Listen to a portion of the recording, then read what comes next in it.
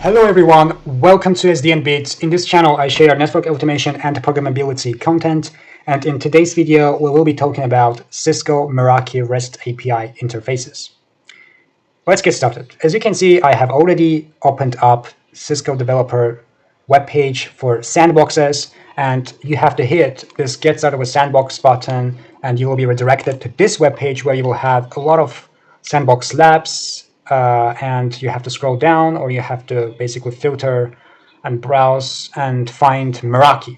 So as you can see, we have two options here for Meraki Sandbox. We have Meraki Enterprise and Meraki Small Business. I have reserved already Meraki Small Business because I couldn't reserve Meraki Enterprise. So I tried to reserve it first, but unfortunately it didn't work. It looks like it's already reserved and it will be available after 2 days. So I decided to actually reserve the small business and start from small, perhaps if it's even better. So as you can see, after that, you will be redirected to this page and it will be ready in 5 minutes and it will go to the active state. So basically, in this case, you don't need a VPN client AnyConnect because it doesn't demand it. For example, for SD-WAN, we needed this, but this particular sandbox doesn't have the same requirements. So it's a little bit easier to activate, reserve, and get started with hands-on experience. And afterwards, after 5 minutes of reservation, you will have this active status, and you will have an email about instructions on how to spin up your first Meraki platform, right? Just follow the instructions on your email, and that's what I did, and I got this particular web page. This is a graphical user interface of a Cisco Meraki platform. This is the management plane view. As you can see, we have a lot of sections on the left pane, and we are using a DevNet sandbox organization at the moment. So, okay, basically, before starting utilizing REST APIs, I will have to give you a little bit of information about Meraki. So Meraki is a completely cloud-based Cisco platform for management and monitoring of enterprise networks primarily. It can be deployed only in cloud, right? It's not an on-prem solution by Cisco. And it suits best organizations which have multiple branches and they're not very, very big, meaning they just need a little, maybe a few switches, a few cameras to monitor the area, and they don't have a lot of personnel in these particular branches, and they really want to manage this network, which is built across different, let's say, branches. And yeah, if you want to manage and monitor all of your infrastructure, which is basically deployed across the distant regions, the best solution would be Meraki, right? And Cisco Meraki has also a lot of powerful APIs, software development kits, and special Python libraries to abstract the utilization of APIs. And yeah, that's pretty much it. And also, the important thing you have to know about Meraki is its structure. So basically, I will give you a very simple overview of what Meraki platform consists of. So basically, this is our Cisco Meraki platform, let's assume, right? The first element in Cisco Meraki platform is organization. Organization is the first element. So you can have multiple organizations. Organizations are separated and isolated from each other, and every single organization consists networks, basically networks. So you can have multiple networks within one organization, and networks have another element nested in it, which is devices, right? Seems very logical. We have an organization which consists of multiple networks, and multiple networks consist of multiple devices. And the last element of this particular hierarchy is uplinks, or just links, interfaces, whatever you call it, whatever is convenient for you. So this is very essential to know, because this structure is very useful to know when you work with APIs. Because when you construct a URL, you have to go in this sequence, right? First you access organization, then you access specific network, and then device, and then the link. So this is very important to know. Just take it into account. Okay, so basically, I already have opened up my graphical user interface, and when we work with Meraki APIs, we have to start by enabling API access, right? So in DNA Center or SD-WAN, it is enabled by default. We don't have to explicitly enable it. But the first step in Meraki API utilization will be actually enabling or activating. So all you have to do is open up this graphical user interface homepage and then find the organization section on the left pane and find the settings under configure. So hit the settings button here, and you will get a new page where you can modify some organization settings, for example, like name. If you want to change the name, you can do it here. You can enhance your security, and you have to find a dashboard API access section, and you have to hit this, you have to check this enable box to activate Cisco Meraki Dashboard API. This is the first step when you are working with Cisco Meraki APIs. The first step is to explicitly enable it by checking this particular box right here. So again, you open up the GUI, you go to organization, you hit the settings, you will have to find the dashboard API access section, and you have to check the enable box. Now you can use APIs. But the second step, which is also familiar to us from DNS Center and SD-WAN, is of course authentication. And to authenticate, for example, in DNS Center, we needed to retrieve a token by sending a post request to the DNS Center. In SD-WAN, we're getting a cookie, and then we're using this cookie to get a session ID. But in Meraki, it's a little bit different. It's actually easier because we will retrieve our API key. So we have API key concept in Meraki, not token, not cookie, not anything else. API key, very specific name. And to retrieve this API key, you have to go to your profile section right here in the top right corner. You're gonna press My Profile, and here you have to scroll down and find API access. So once you find it, you will not have this particular section where you already have a key. Because I have already created my key a few minutes ago, I don't have to use it again. But basically, you will not have this, and you will hit the Generate New API Key button right here, and it will give you a key. It will give you a key, an API key, which you will be able to use for your API calls. I have already this key. I stored it on my notepad right here. This is my API key, and well, technically, you should be very careful with this API key, because once it's compromised, you might have a big problem. But because it's sandbox lab environment, I don't really care about security that much at this particular moment. So that's why I store it on my notepad, right, for demonstration purposes. Yeah. So if you forget it, you can regenerate the key by pressing this button again, or you can revoke it in case if you feel suspicious that someone stole it. You can basically cancel or deactivate your API key by hitting this revoke button, right? Okay, so that was the second step. The third step is the actual authentication process. And as I have already mentioned in my previous videos, the best way to start interacting with Cisco Platform via APIs is to find an official documentation. And in this GUI, all we have to do is go to this question mark and hit API documentation.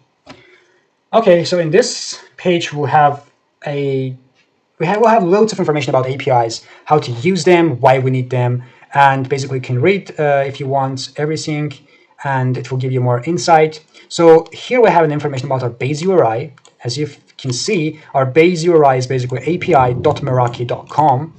This is our base URI. And let's continue the authentication. And as you can see, Dashboard API supports bearer authentication using the standard authorization header parameter. The value will be a string that begins with the word bearer followed by your Meraki API key. Very, very simple. Okay, there we go. That's the format. And as you can see, we have a curl request here constructed for us. So let's actually start with curl. I'm going to copy this curl request, right? I'm going to open up my Windows subsystem for Linux, and I will paste it right here. And as you can see, I have to insert my API key to this section. I'm going to copy that, and basically I am going to insert it right here to complete the construction of a very basic curl request. And I'm going to hit enter, and there you go. I have a response, which exactly I was expecting. We have the URL for our particular Meraki platform, right? And the most important thing here is ID, and I have the name of my organization. As you can see, it's SDN bit. Okay, that's pretty cool, but I was expecting also another okay, well, I have it. Yeah, there we go. We have two organizations. We have two organizations in this JSON output. We have this is the organization that I have created manually for myself. But the organizations that we need for demonstration purposes is this DevNet sandbox. And the ID, the organization ID for this organization is indicated right here. It's 549236, and we will need this organization ID to keep sending API requests. So this was our very first curl request, and we can already start actually constructing a Python script, I guess. So we have a beginning, let's say here, but we are using an SDK here, as you can see. Let's start without SDK, just to see how are we going to create our first API call. I'm gonna hit this getting started button. Okay. Yeah, as you can see, we have SDK, but let's start without SDK. I'm going to open up my VS Code, and in my folder, I will create a new file, and I will say, obviously, Meraki _API.py. There you go. Okay. Obviously, we'll use requests library. I'm going to import requests library. Requests. And I will also import JSON, because we might need to access specific element in our JSON output. And let's see what we can do. The first step is authorization in our Python. So let's try to do that, as you can see. Yeah, we don't have to do it because we already have, but I can create a constant variable. So let's say global variables. Global variables, all right? This is my API key. So the API key format for Meraki will be something like this. Not something, but exactly like this. Cisco Meraki, I guess, API key, right? I cannot use dashes, right? Okay, yeah, that makes sense. Okay, let me just say API key, API _ key. There you go. And I'm going to paste my API key here. Okay. And base URI, obviously. Base URI. It will be like... I already saw it, but let me try to fetch it from here. Okay, there you go. Perfect. This is my base URI. Okay, the first thing is to get a list of organizations, right? List the organizations that the user has privileges on. Okay, let's actually open up this link, and it will take us to a very interesting place, a Swagger API webpage. And this is very dynamic API documentation. So as you can see, it already redirected us directly to get organizations request. There is an information about the specific API call. The operation ID is get organizations, description, list the organizations that the user has privileges on. So I'm going to get the same name for my Python code, and I'm going to create a function with the same name, right? Just to make things more understandable. And we'll do in parallel. So as you can see, we have a better API key already here, but this is not my API key. Let me put my own API key here and see if I can send requests directly from my Swagger documentation. And yeah, I can. We have successful response 200 OK code. And there you go. We have two organization IDs. We have my manually created SDN bit one and DevNet sandbox, which is our reservable sandbox, right? We will work with this one, so ID is exactly the same. So I can actually put this ID to my constant global variables. I'm going to say organization ID in short form, and basically I will put it right here. So let me just grab it from here. I'm going to copy that and put it here. But still, let's create a function which does the same thing, right? And all I have to do is basically, let's say, end URL. So we have base URL and end URI. And end URI is -organizations, right? That's our. And let's make headers. So basically, as indicated here, I'm going to take this authorization. I'm going to paste it right here. Okay, let me try it again. Okay, it looks like I took it. Okay. And the value of this key will be the bearer API key, right? And paste. Okay, actually I could make it directly like this. So I could delete this, and I could basically say API key, and I can add F here. Okay, so it will basically retrieve this variable value dynamically, right? And let's also add that we want to get output in JSON format. So I'm going to say accept application JSON, right? So this is our headers. So now let's go to create the response section. I'm going to send a GET request to this URL, which basically is base URI plus end URI headers. Okay, and we don't have any payload here, so I'm just gonna. I don't have to verify thing. Let's do without verify. I think it has to work with certificates by default, and return response. It looks pretty fine. So we have to get this value anyway, but I was just trying to construct because this is very essential function to list all the organizations. So let's just try to call this function and let's see what's going on here. So print get organizations. I'm going to say Control S to save, and I'm going to run this script.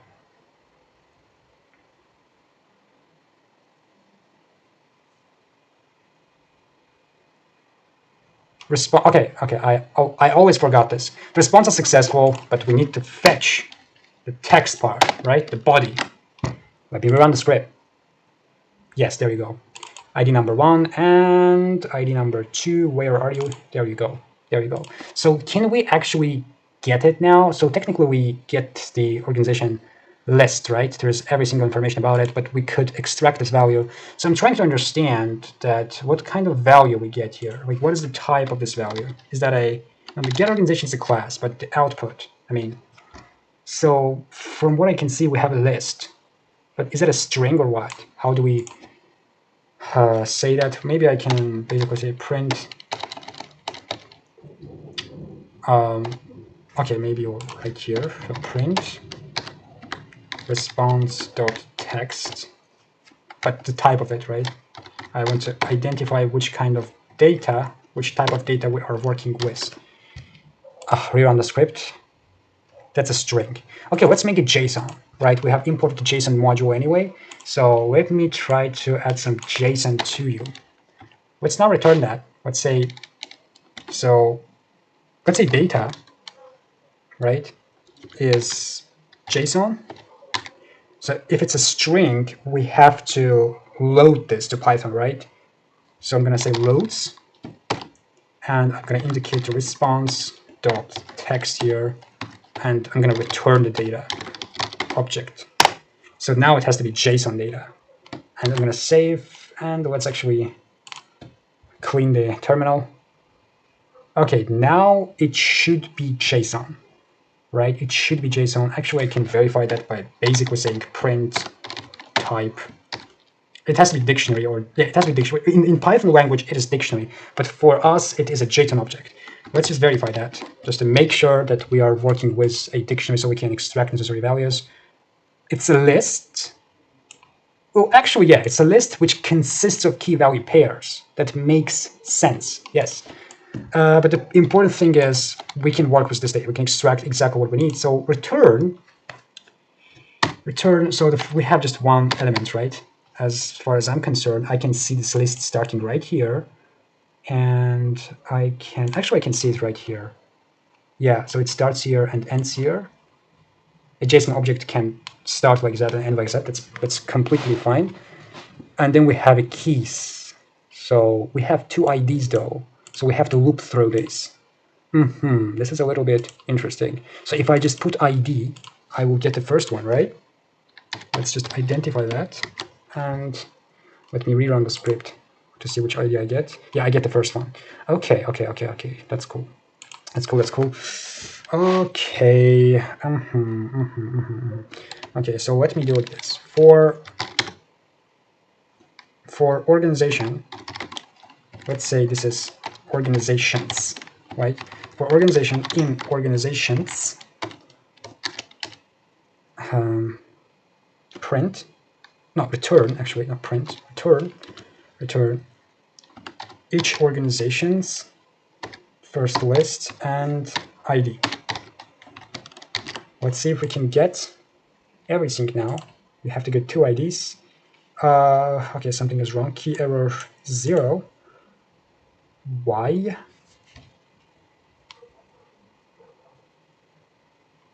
Maybe I don't need to indicate that because there's already one anyways. But why we get just the first one?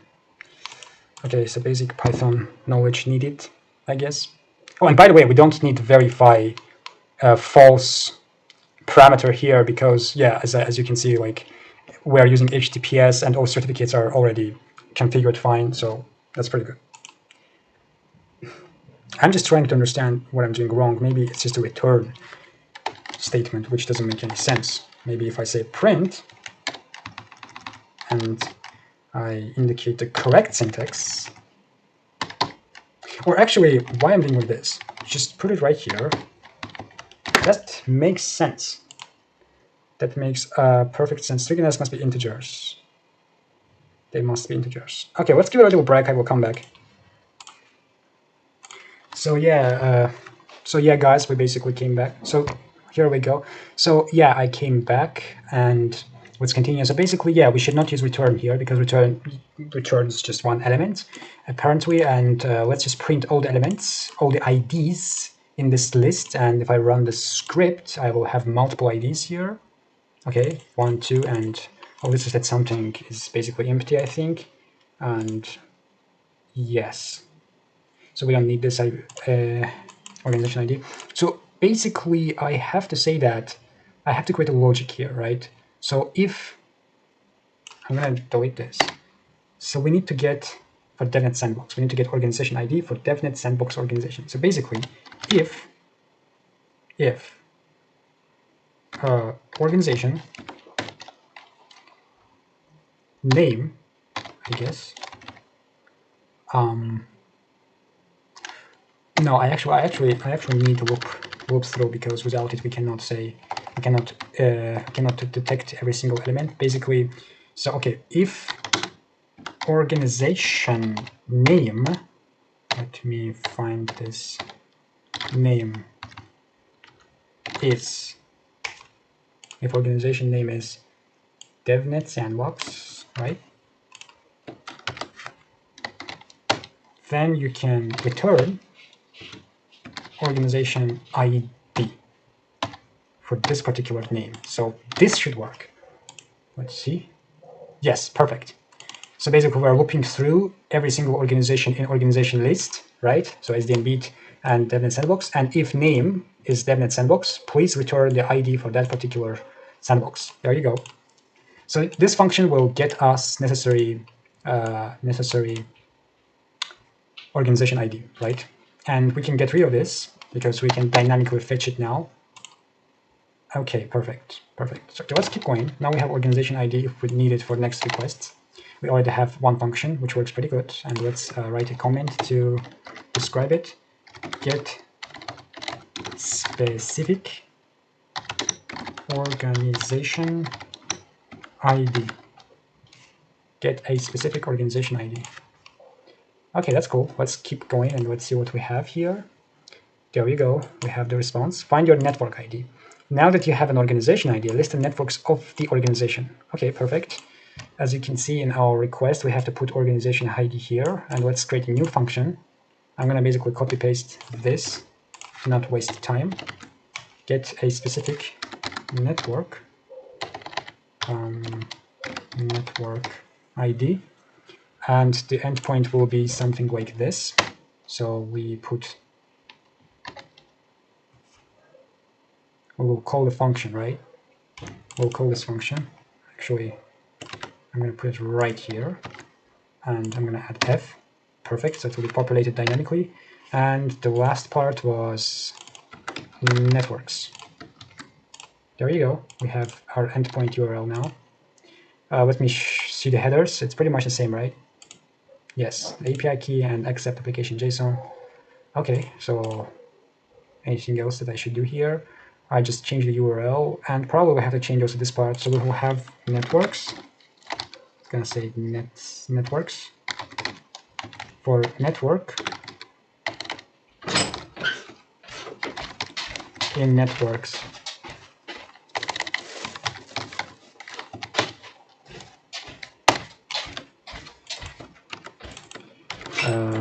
actually I don't need this. Yeah, I have to delete this. I don't know what I will see. So basically, let me just print every single element and see what I'm working with in general.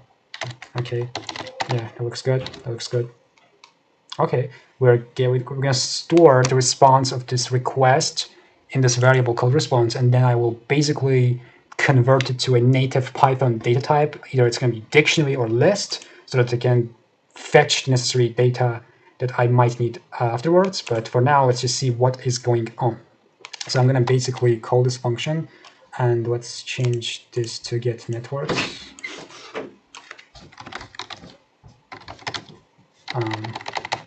Underscore.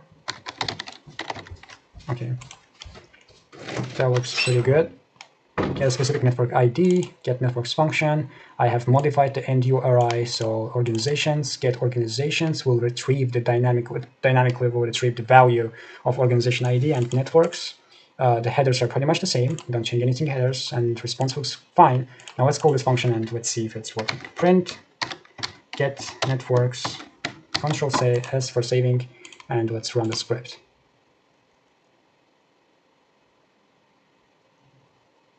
It takes time, but it should work. Yes. Okay, it takes time because there's a lot of data, I guess, and it doesn't look necessarily good. So maybe we can use pretty print with indentation. So I'm going to import from pretty print, import pretty print, and pretty print get networks indent for. Let's make it nice. Well, it doesn't look nice at all. Yeah, it's too long and it doesn't look nice, but it should look. It doesn't look nice because we are doing. Okay, let me just see what's going on here. I'm gonna basically return networks value and let's see what it consists of. In general, yeah, that's much better. That's what I'm saying. Okay, there's a lot of things here, but what we need is network ID, and this is network ID, right? Okay, let me actually do it from Swagger. Also, I'm just interested how it looks like. Get network, I think it's this one. I don't know why I can't use it though. Get organization, maybe it's get organization networks. Okay, maybe I have to reload the page because there's something wrong with the page. Yes, that looks much better. Yes, that looks much better. No, we need to get networks, not organization networks. Enter organization. Yes, this is it. This is what I need. Organization ID is, what was our organization ID? I haven't got it, but I have to change this part also. So let's start with this. And organization ID, I have it here. So let me put it here, and maybe I can now run this. Run. Bad request. Is bound to config template, must be Boolean. What are you talking about? Must be a Boolean. I don't need this. Why we have this? No, disable query parameters, please. And rerun. Okay, now it's better. Yeah, there you go. We have ID. Again, the same format. We have a list, and we have element number 1, number 2. It means we have multiple networks here. So if I say that print for networks, print network ID. This looks a little bit too straightforward, but it also looks right. So let's see. Yes, there you go. That's exactly what we needed. And yeah, perfect. It does print whatever we need. But there's too many values there though. Like there's too many values. I just don't understand which one we get for testing.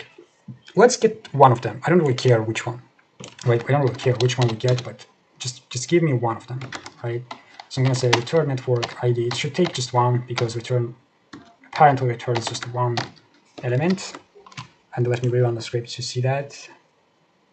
Oh yeah, and it took the first one. Okay, let's assume we work with the first one, but in case we need every single one of them, we could basically, yeah.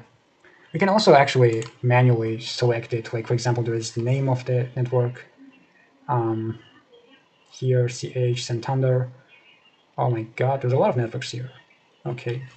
Okay, so let's just keep going. Technically, we have retrieved our network with an API call, right? So what else we have here? Get devices, find your devices and their serials. Okay, that looks like fun. Get organizations, organization ID devices, right? Devices. Okay, so devices is not necessarily under networks. That looks like it. So I might be wrong in the beginning when I say it's nested. So it is definitely a component of Cisco Meraki Platform, but it looks like it's not necessarily under the network section. It could be like independent. So let's try to basically get this devices, right? So if I go to my Swagger page and if I find devices, there you go, and get organization devices probably. So I'm going to copy this, get organization devices, and I can delete. I can actually create a new network, a new function again, right? Get a specific device, I guess, device ID maybe, or and the naming also has to be different. Get network organization devices, and here we also have to add this get organization part because that's what we are doing actually. Get organizations, get organization networks, and get organization devices, get device ID. Okay, and let me see the URL, organization ID, and here we have to type devices, right? So for device, in devices,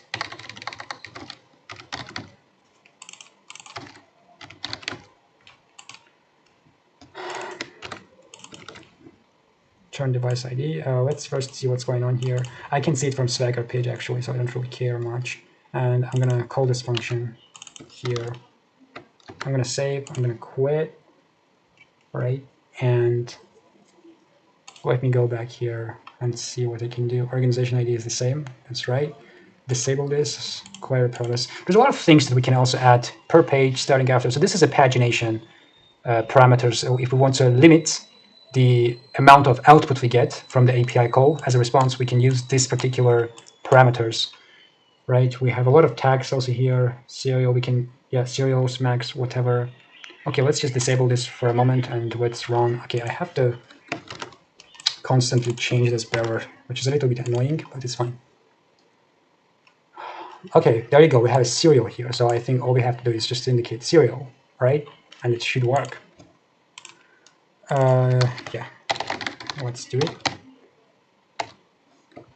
And let's print it out.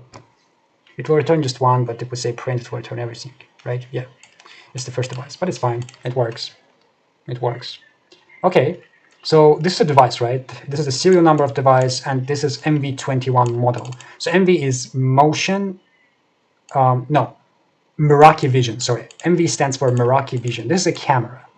This is a smart camera which can detect objects and can do some pretty creative things for an average camera because it has powerful onboard processor so that we can, you know, increase surveillance mechanism very efficiently. Okay, we have also MAC address here. We have network ID, which we already used anyway. Product type, camera. Yeah, the product type returns what kind of product we're working for. The firmware, the LAN IP. So some of them might have, yeah, this one, for example, has IP address in a local area network. That's very interesting. Okay, that's pretty good. Let's continue.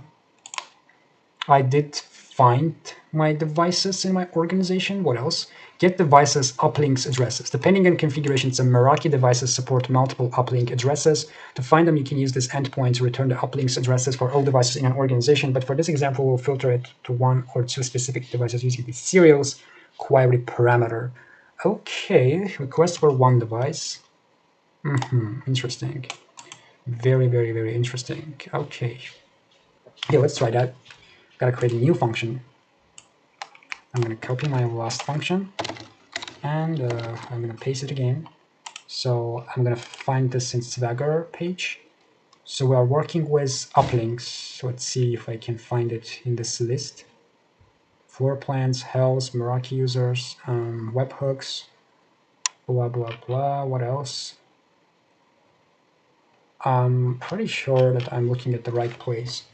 Admins, clients, several, early access, inventory, licenses. Okay, let me see this again. Devices, uplinks. So it's under devices section. Well, we are here, but I can't really see uplinks here. Can we just basically go here from this link? It's under, okay. Oh, why I haven't seen this? It seems like devices. Okay, I'm opening up it. It's a little bit different, isn't it? Here we have a lot of features, but I don't have, okay, maybe I don't have it. This is strange. Okay, but this is basically it. Let's try to run it from here. You already forgot my organization ID. Well, that's a pity. It's a pity.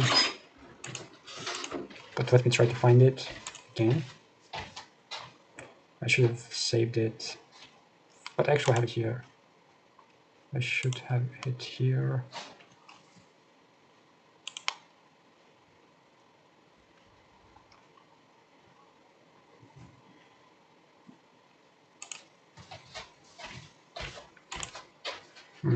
Looks like I've lost it. But okay, let me basically, yeah, run one of these functions. Why I have so many functions here? Get organization, networks, devices. Okay, this one I have to change the name. Okay, let's actually change the name. Get organization device. What's the name of this?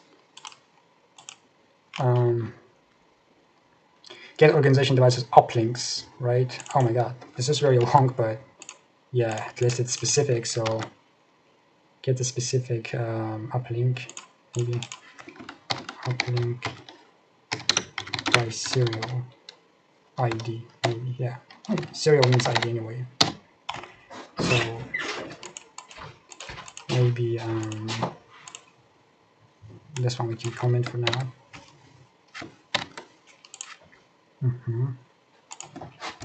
Let's see what we have here.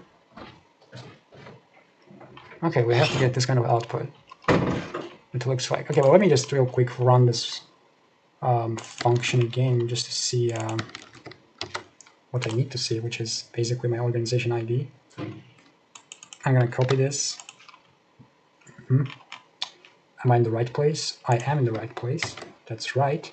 And the serial, where I put, I guess here, right? Devices, uplinks, addresses by device. By device. What do you mean by device? By device. Okay. In that case, what if I just run it like this? Should it work or no? Let me put my API key. Yes, it works. That's it. Like, is that what I was searching for? Yes, but I can filter. I can apply filters, right? I can apply this filter, for example, inquire parameter, and I can limit the output for that specific serial. Must be an integer. Per page must be an integer. Well, per page, I don't need per page. Can I just, yeah. Network IDs must be an array. Where? Network IDs. Do we need a network ID here? We don't. So again, product types must be an array. Oh my god, there's too many information here that we don't need. Serials must be an array. Okay, let's make it an array. I don't understand. What is this? Logic. Is that what you need, or? Serials, but it is an array. What do you mean? It's an array. Okay, whatever. String. Yeah, but how? How do we make an array? Isn't it an array? Maybe like this. Okay, that's a little bit weird. So let me just try it in Python. because it gets really weird. So this is it. I'm gonna copy this URI. I'm gonna add it right here. Okay, that's pretty good. And what are we looking for an uplink, right? Let me create a new variable named uplink, and let's return this variable and see what is going on. And let me run this function. I'm gonna save and I'm gonna run. I get pretty much the same output, yeah. But it tells me that I can add it to my URI, right? That's what it told me before, I think. Yes, there you go. There you go. That's what I forgot. Okay, let's do it. I'm gonna add it to my URL and the serial, right? Okay, basically call this function. This should work pretty good, I guess. So let me try to run it.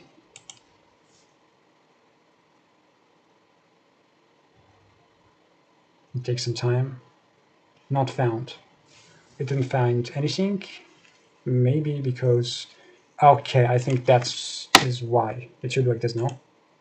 Now, the question mark to indicate parameters. Of course, that's a stupid mistake by me. We got the result technically, but there's nothing inside. Maybe it's because of the serial number that we put in. So, this is weird. And,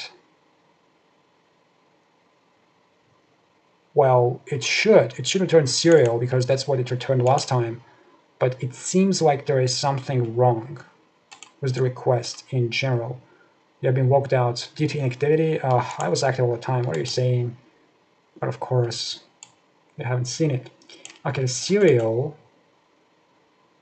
But maybe it's the format, right? Maybe it's the format of how you put it. So it should be like this. Should it work, or I don't know. Well, let's see. I don't know. Each element in serials must be in a valid serial number format. Let me just try this. I'm gonna try this very, very statically, just to see if it's working at all. Like, I'm just curious. So I will pick any serial number from here. I know, but I had my results here. This is stupid because I was active all the time, but for some reason it cannot validate my activity. That's pretty stupid. That's pretty stupid. All right, Cisco, but it's fine. Let's just re-log in, and I hope we will go to the same page.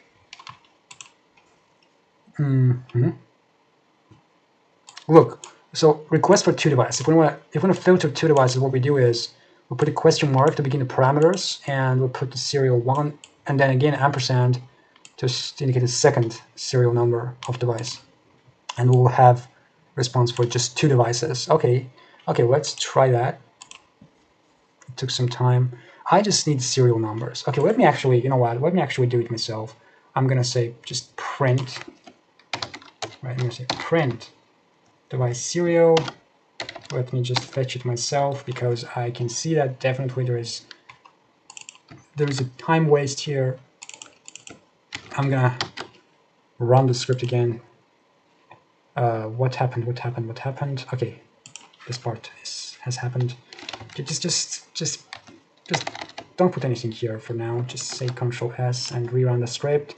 I need the stuff. Okay, there is a lot of now, so let me just try to write one of them here. Was that the correct format? Was that the correct format? Go back. Serials, not necessarily. This is the correct format, right? And let me put one of them here. Let me put U or U, for example, right? Control V. What's wrong with that? Is that because of syntax? Or you need a quotation mark? I think you need a quotation. Okay, you don't need a quotation mark. You just need to be indicated like this, right? You don't need a quotation mark. You are a part of the URL. So let me just... it's too much. Wait.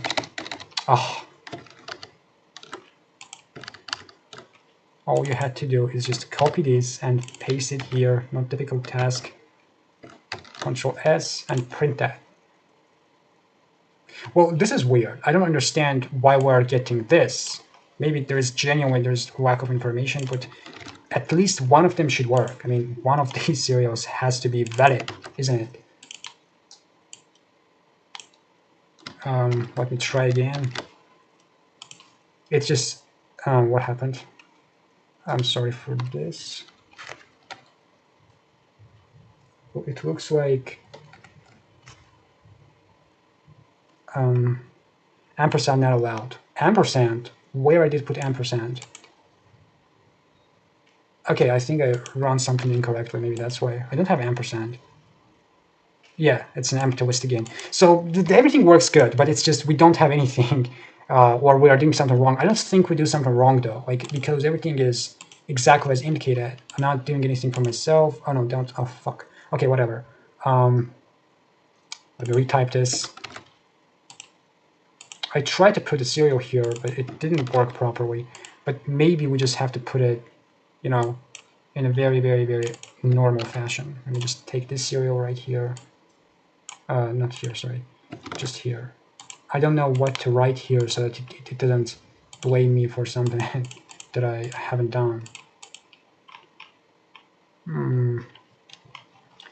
Oh my god, I lost this value again. I have to save this organization ID seriously. I constantly lose it. It has to be somewhere here. Yeah, there you go. It's the same ID, and I just don't know what I should do. Not here, here. So it works. Bad request. Per page must be an integer. Well, how do I make it an integer? Okay, let's say 10. I don't know. Network IDs must be an array. Well, how do I set the array? Like this? Does it work? No, it doesn't. I just don't understand. Acceptable. But can you show me how do you set the array here? Schema definition. Max string, name string, product type string, serial string. Well, it is a string, but for some reason you just don't want to work. Network ID.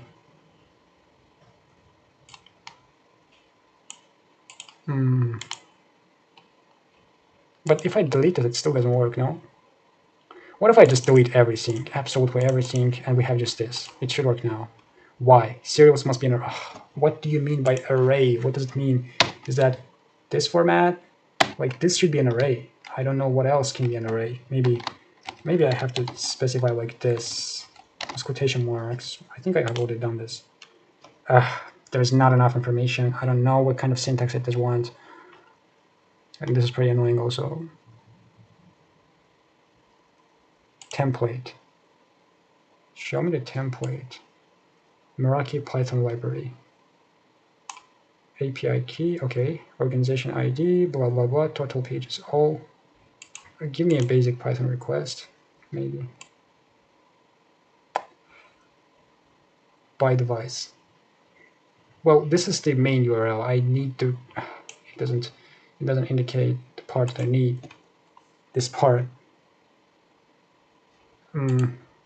Serials. Maybe I should do it like this. Exactly like this, maybe. It's just, but this part is already up. But this looks very, maybe like this. Run. No. Okay, this is very annoying.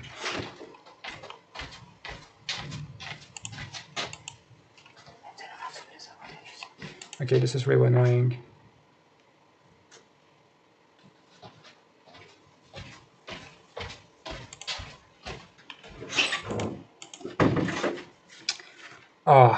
Okay, what if I just return it again? Let me try that.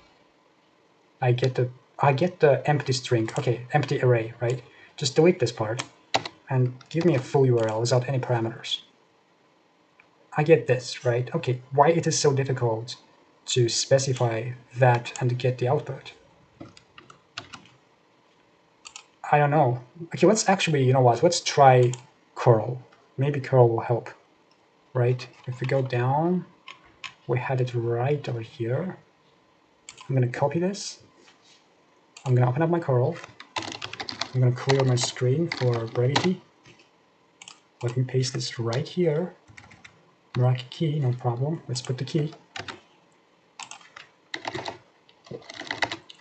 There we go, this is my key. And in serial, I'm going to put this serial, for example.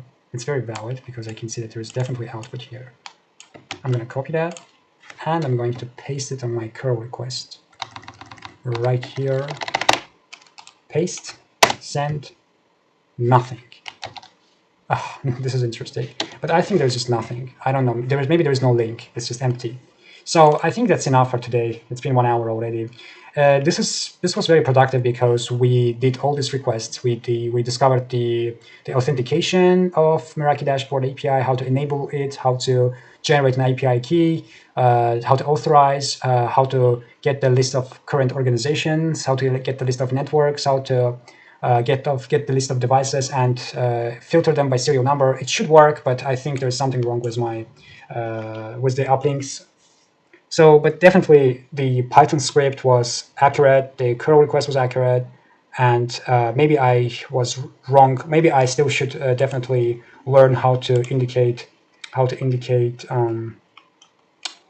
why it doesn't. Yeah, how to indicate the serial parameter. I will definitely learn it. I'm doing some mistake here. It just doesn't work because of that. So, but in general, it was very productive. We've explored Meraki, and it was my first time working with Meraki in the sandbox. I haven't used it in any production environment, so it was a great experience. I hope this video was informative for you, and in the next videos we will be exploring Meraki deeper. Stay tuned, don't forget to subscribe. Please ask questions under the comment section. If you have one, I would be glad to help. Thank you for watching this video. Have a nice day.